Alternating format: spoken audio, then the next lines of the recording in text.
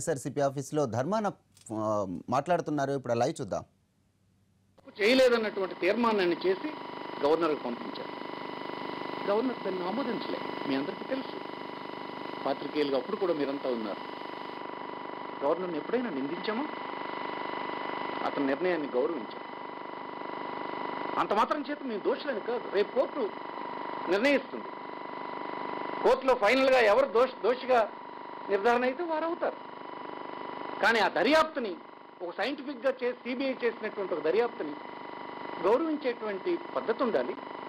Governor తీసుకున్నటువంటి, governor కదా, constitutional కోర్టులో ఎవరున్నా, చట్టాల పరిధిలో ఎవరున్నా తీసుకున్నటువంటి నిర్ణయాలను గౌరవించాల్సినటువంటి అవసరం ఉంది.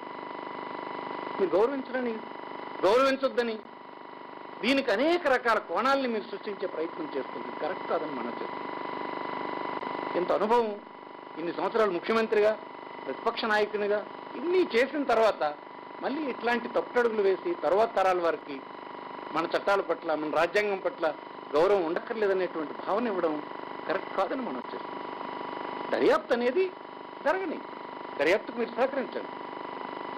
కోర్టు మిమ్మల్ని ప్రశ్నిస్తే, దర్యాప్తు సంస్థలు ప్రశ్నిస్తే మీరు సహకరించండి. కోర్టు మిమ్మల్ని ఎగ్జామిన్ చేస్తే, కోర్టు ముందు నిలబెడితే కోర్టుకు సహకరించండి. మీరు నిర్దోషిగా నిరూపించుకోవడానికి ఫైనల్ ప్రయత్నం అక్కడ చేయండి.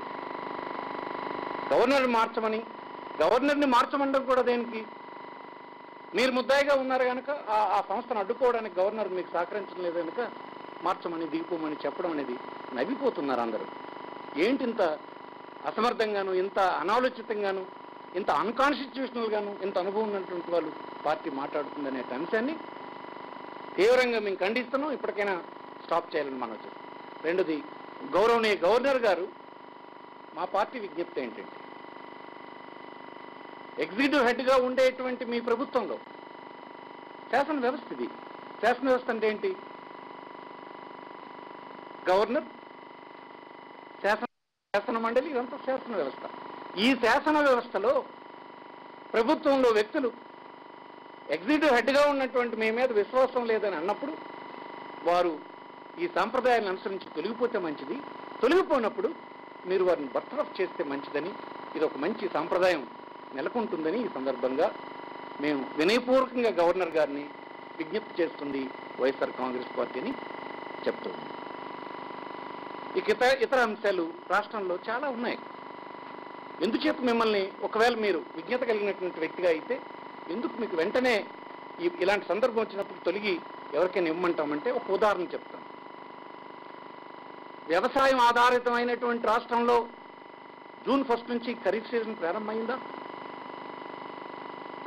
కోట్లాది మంది ప్రజలకి ఆధారమైనటువంటి వ్యవసాయం ప్రారంభమయ్యేటువంటి సీజన్ వస్తే క్రెడిట్ ప్లాన్ అప్రూవ్ చేయడానికి గడిచిన నెల 15వ తేదీన మీటింగ్ పెట్టుకోవాలని గత ఎస్ఎల్బీసీలోనే మీరు నిర్ణయం తీసుకుని ఈవేళ నెల రోజులు దాటుతున్నా కనీసం క్రెడిట్ ప్లాన్ అప్రూవ్ చేసుకునేటువంటి పరిస్థితి లేదు. ఎస్ఎల్బీసీ మీటింగ్ పెట్టే పరిస్థితి లేదు.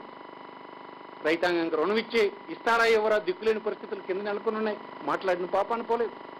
విత్తనాలు అవసరం పడుతుంది, ఎక్కడ విత్తనాలు ఉన్నాయో లేదో అనేటువంటిది ఏ వ్యక్తి చూసినటువంటి నాదుడు లేడు. ఇది ఒక ఉదాహరణ. ఎందుకంటున్నాంటిది, ఎప్పుడైతే ఎట్లాంటి ఆరోపణలు మీ మీద వచ్చాయో మీరు వైదొలిగి ఈ బాధ్యతల్ని, పరిపాలనా బాధ్యతల్ని మీ పార్టీ అప్పచెప్పండి. మీ పార్టీలోనే నేత ధర్మాన ప్రసాదరావు మాట్లాడారు. ఇంతవరకు